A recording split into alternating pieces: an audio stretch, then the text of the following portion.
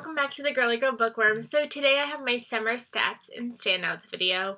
It's a little late. September has been a month.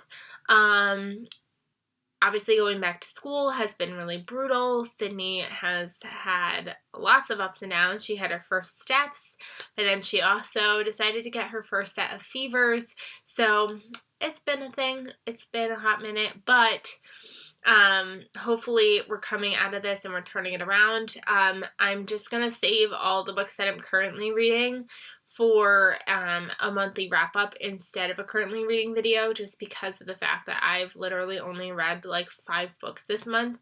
So my currently reading video would literally be a monthly wrap-up anyway. So I'm just going to wait till the end of the month and then I will film an entire monthly wrap-up instead. So let's just dive into my summer stats and standouts. So this is June, July, and August all together. I've read 33 books over the summer, which is like slightly great, but slightly also not great.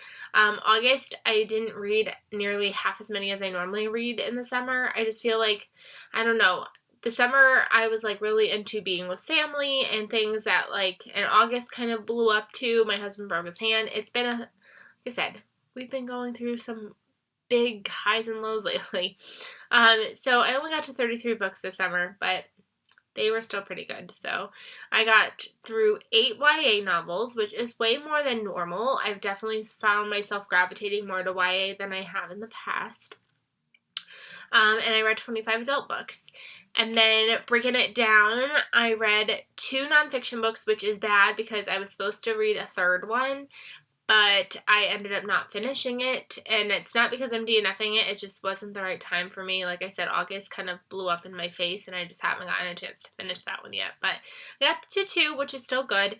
I read 8 contemporary novels, I read 5 romance novels, I read 3 fantasy/paranormal. I like never understand because I feel like fantasy is paranormal, but paranormal is also fantasy, so I don't really know. They're probably more on the paranormal side of things, though. I read 10 thriller novels. I read 1 short story collection. I read 2 historical fictions and 2 Christian fictions, which also could probably be considered contemporary, but I decided to separate them out. My reading star ratings went pretty well. Anything that got like a 0.5 I pumped up. So I had 8 5-stars. A lot of those were 4.5 stars, but for this purpose I bumped them up. So I had 8 5 stars. I had 14 4 stars. Again, there's some 3.5 stars that got thrown in there, but 14 that were almost 4 stars or 4 stars. I gave 6 3 stars. I had 3 2-star reads, which really probably should have been 1-star reads, but I was nice. I have no 1 stars, and I have 2 no rating, which is just my nonfiction because I don't rate nonfiction. And then my 5 standouts are so interesting this month because I have 2 thrillers and the other 3 are YA. And like I said, I really haven't been reading YA, so it's crazy that 3 of them made my list. Well, actually 1 is kind of new adult, but at the time of the way it was published, it was originally YA, so we're just gonna go with it. So my 2 favorite thrillers this month, the summer, were The Last Flight by Julie Clark. I was reading this with Shelby and Kendra for their book talk. I was hosting with them for the month of August, and we decided to pick this one up, and guys, this one was so good, and the reason why this one kind of had to make my list, I don't think I gave this one 5 stars, but the reason why this had to make my list was because it was just so surprising to me. I picked this book as a book of the month choice, being like, I don't know if I'm going to actually really like that one. It sounds okay. I'll get it anyways. And then when we made it our choice, I was kind of like almost like dragging my feet of like, I don't really want to read that, but I will. And then, guys, it blew me away. And I'm so glad that we did choose this because this was one of those books that I chose and it was probably going to sit on my shelf for a very long time unless somebody forced me into reading it. So I'm so glad that they forced me into reading this one. We are following our two characters. One of our characters is trying to get out of a relationship that she knows just is really abusive and not healthy for her. So she's supposed to be flying to Detroit, and her plan is to escape, but then things happen that don't allow her to get on that flight. And she is at the airport trying to figure out what to do, and she ends up trading tickets with this other woman. And so that woman is supposed to get on her flight, and she's supposed to get on hers. And so she gets on her flight, and she goes to California. And when she gets there, she finds out that her flight that she was supposed to be on, that this other woman switched with her for, crashed. So now she's got to figure out what to do, because now her known identity is assumed dead. So she's got to figure out what she's going to do. And we're also following the other woman's perspective, but we go way back to determine to figure out why she's in the situation that she's willing to switch seats in the first place. So it's kind of like a past and present kind of perspective switching places. This one kept me on the edge of my seat. I had so many twists and turns, so many shocking moments, and I just really devoured this writing style. And like I said, it took me by complete surprise, because I was not expecting to like this one as much as I did, and I really, really enjoyed this one.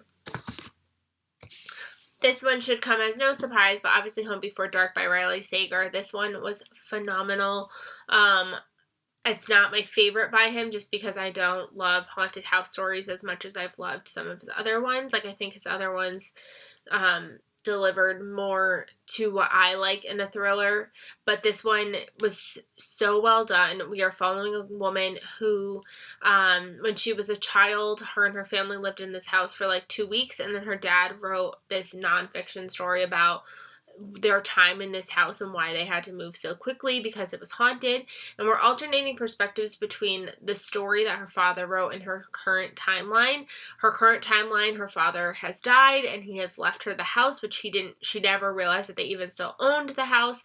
And she kind of has always believed that her parents are liars and that this house isn't actually haunted. So she goes to try to fix up the house so she can sell it. And obviously creepy things start going on. So she's trying to figure out what's real and what's not real. And again, this one was really good, twists and turns, and I love when Riley Sager does this, but he starts to make you think you know what's happening, and then he completely flips the switch on you and does a double twist reveal, and it's so well done, and I am dying for his newest book, even though it probably won't be coming out until next summer.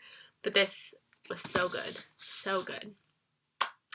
Then the book that I said was kind of YA, but is probably actually an adult novel, and that's A Court of Thorns and Roses by Sarah J. Maas. Another book that I didn't necessarily give 5 stars to. I think I gave it 4, 4.5. But this was just exactly what I needed right at the right moment. I've been having these weird moods and weird I wouldn't call them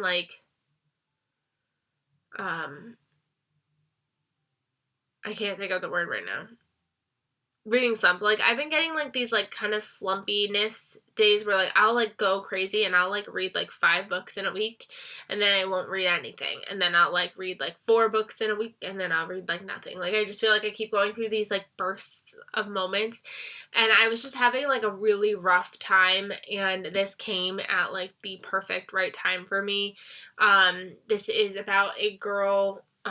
She is just living her life. She's got 2 other sisters and a father, and she's trying to help her family to survive. She's doing hunting and all these crazy things that girls are not supposed to be doing. And one day she's out hunting and she sees this wolf and she shoots him, and it turns out that he is actually a fae, because there's fae in this world, and you're not allowed to kill fae. So they come and they're like, hey, you gotta come live with me at the court now or die. So she's like, okay, I guess I'll come with you. So basically it's kind of a Beauty and the Beast retelling. And when she gets to this fae land where humans are not allowed to go, that's also kind of why it's weird, but she's allowed to go there.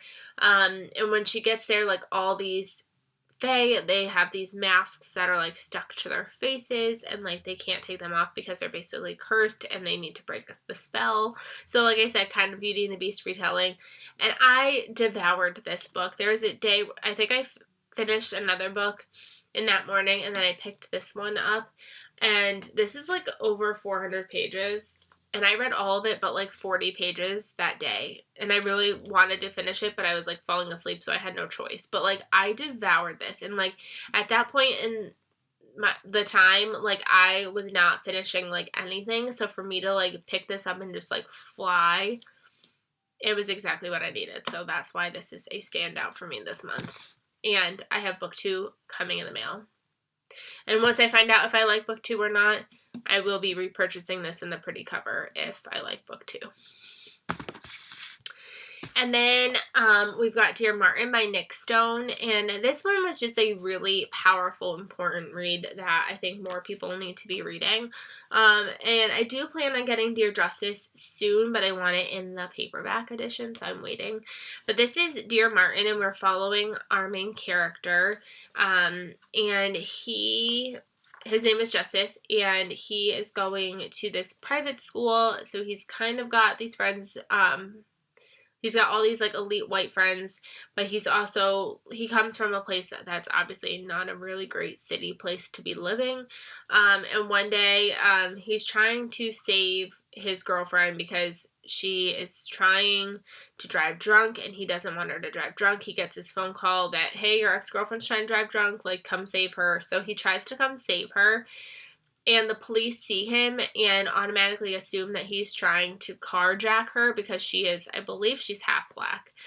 And so she looks white in the nighttime. So they automatically assume he's trying to carjack her and put him in handcuffs and don't let him explain himself. And he really kind of has this wake-up call moment of like how to live his life. And he starts writing these letters to Martin Luther King Jr. just to like get all his feelings out.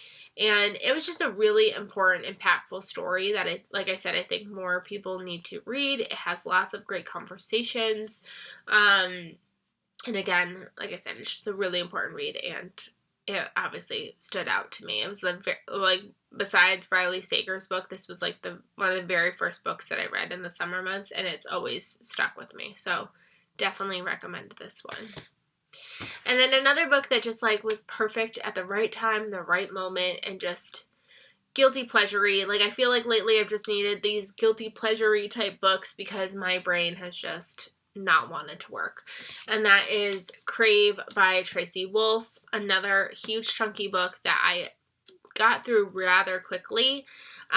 This is about a girl who her parents have just died in a car crash, and she has to go live in Alaska with her uncle, who is the head of this boarding school, and her cousin is up there. So she goes there, and there's more than meets the eye. She doesn't realize that this is not just a normal boarding school, but there's vampires and dragons and werewolves and did I say vampires already? Vampires. And it just was a whole lot of fun. I really, really enjoyed this one. I know that it's kind of compared to Twilight because, like, the cover looks similar, but, like, it's not Twilight, in my opinion, at all. But I really enjoyed this one, and the sequel, Crush, comes out in, like, 3 days, and you better believe that I have that pre-ordered because the second I finished this, I was like, I need more, and I immediately jumped on the internet and pre-ordered Crush because I can't wait. I need to know what's going on in this story. So this was another standout. Again, kind of just that guilty pleasure read that I needed to turn the pages. And if you haven't checked this one out, you need to. So those are all my stats and standouts for the summer months.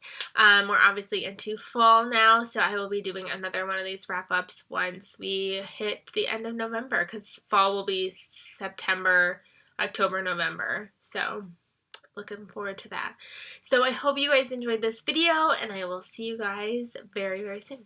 Bye, everybody.